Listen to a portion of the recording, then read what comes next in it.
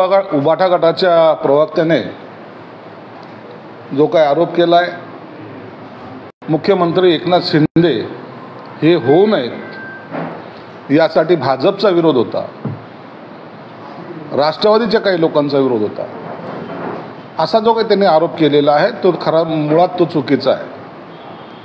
कारण की त्या सर्व गोष्टीला मी स्वतः जबाबदार होतो. आम्ही अनेक आमदारसुद्धा त्या ठिकाणी उपस्थितही होते.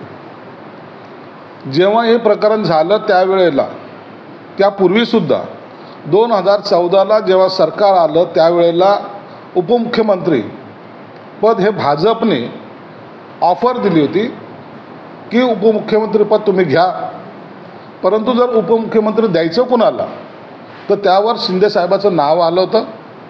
शिंदे साहेबाच्या नावाला स्वतः उद्धव ठाकरे साहेबांनी इंटरनल त्यांचा विरोध असल्यामुळं ते पद त्यांनी स्वीकारलं नाही आणि ते 5 वर्ष उपमुख्यमंत्रीपद तसंच राहिलं.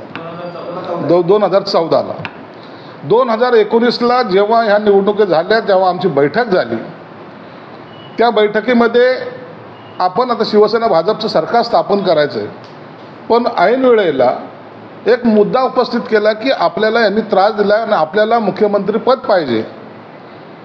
मग जर ते मुख्यमंत्रीपद देत नसतील तर आपण इतरांबरोबर जायला आपला मार्ग मोकळा आहे या शब्दामध्ये उबाटा गटाच्या नेत्यांनी सांगितलं होतं. अखेरला संध्याकाळी 7:30 ते 8च्या दरम्यानपर्यंत भाजपच्या नेत्यांचा देवेंद्र फडणवीस सहित सर्वांनी मातोश्रीशी संपर्क साधण्याचा प्रयत्न केला, परंतु त्या ठिकाणी त्यांचे फोन घेतले गेले नाहीत.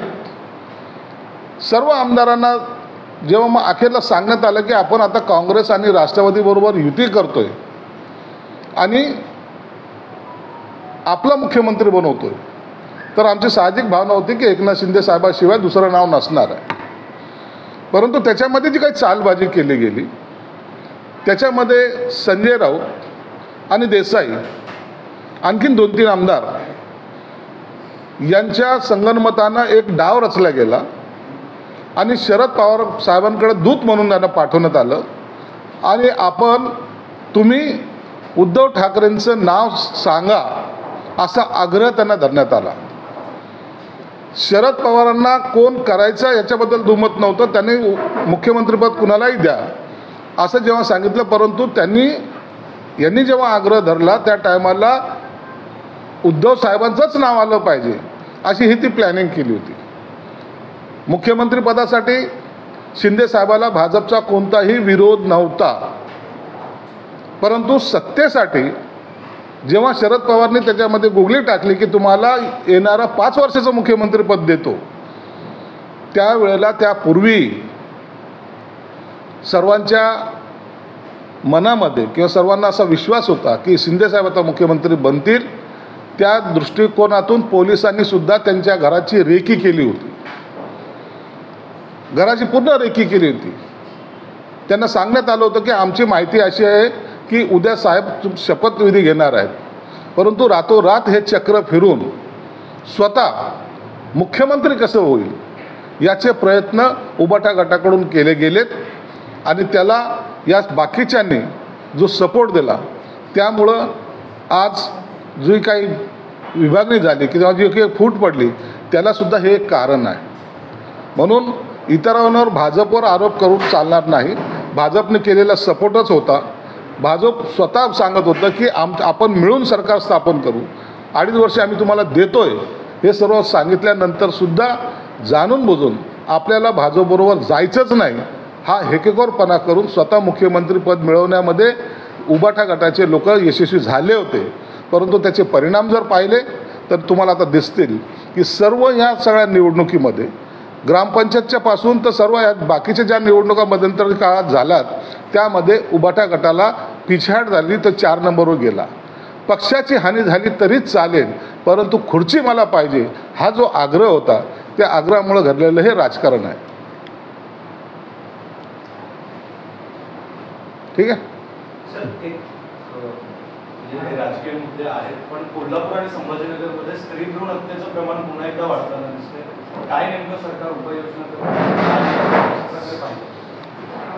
स्त्री भ्रूण हत्येचं जे प्रकरण आमच्याकडे झालेलं आहे त्यामध्ये त्या संबंधित महिलेला जी विद्यार्थी आहे आणि संबंधित डॉक्टर यांना अटक केलेली आहे. त्यांच्याकडून अनेक पुरावे पोलिसांनी हस्तगत केले पण आहेत.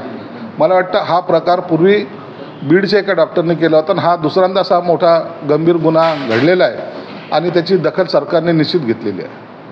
2004 मध्ये प्रफुल्ल पटेल भाजपच्या वाटेवर होते आणि त्याच्यामुळे सर्वात मोठा पक्ष असून सुद्धा मुख्यमंत्रीपद आम्ही सोडलं असं शरद पवारांनी नवीन एक खुलासा केला. शरद पवारांच्या सांगण्यावरूनच हे सर्व राजकारण होत होतं. 4ला भाजपमध्ये काही फक्त प्रफुल्ल पटेल जाणार नव्हते, तर शरद पवार साहेब स्वतः जाणार होते आणि ही ते खेळी यशस्वी होण्यासाठी त्यांनी स्वतःची मेजॉरिटी असताना सुद्धा काँग्रेसला मुख्यमंत्रीपद दिलं.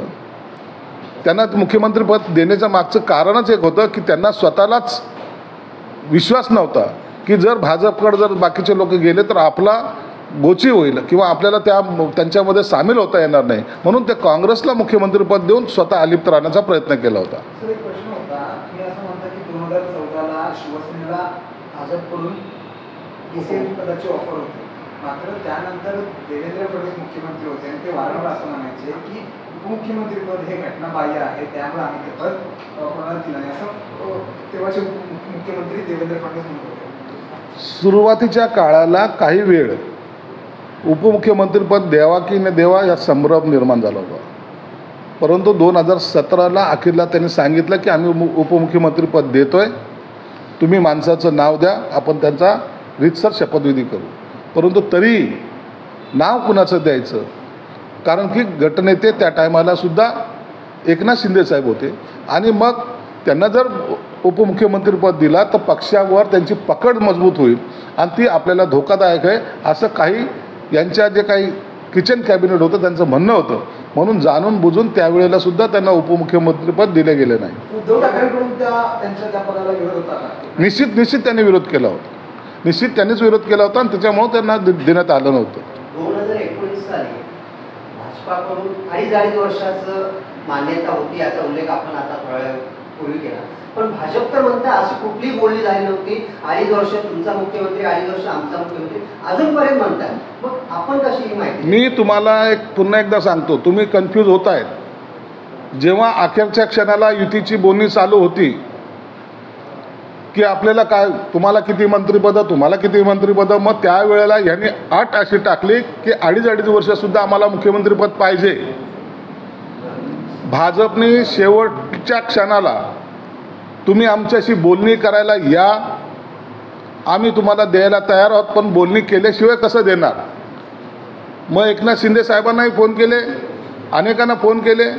एकनाथ शिंदे साहेब स्वतः बोलले की ते 2.5 वर्ष आपल्याला मुख्यमंत्रीपद द्यायला तयार आहे, आपण त्यांच्याशी बोलणी केली पाहिजे. तुला बोलणी करायची तर कर, मी त्यांच्याशी बोलणी करणार नाही, हे माननीय उद्धव ठाकरेंचे शब्द होते.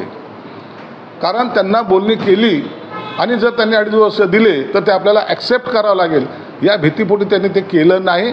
कारण की शरद पवारने त्यांना 5 वर्षाचं कमिटमेंट केलं होतं, म्हणून निवडणुकीच्या पूर्वीचं हे 2.5 वर्षाचं नाही, तर त्या दिवशी संध्याकाळी 7:30 ते 8च्या दरम्यानपर्यंत सर्वजण यांच्या बोलणीसाठी वाट पाहत होते. आणि त्यावेळेला त्यांनी देवेंद्र फडणवीस साहेबांनी सुद्धा बोलले होते की आम्ही तुम्हाला लागल्यास तर 2.5 वर्षाचं मुख्यमंत्रीपद देतो, ही त्यांनी त्यावेळेला शेवटच्या क्षणाला केलेली कमिटमेंट होती.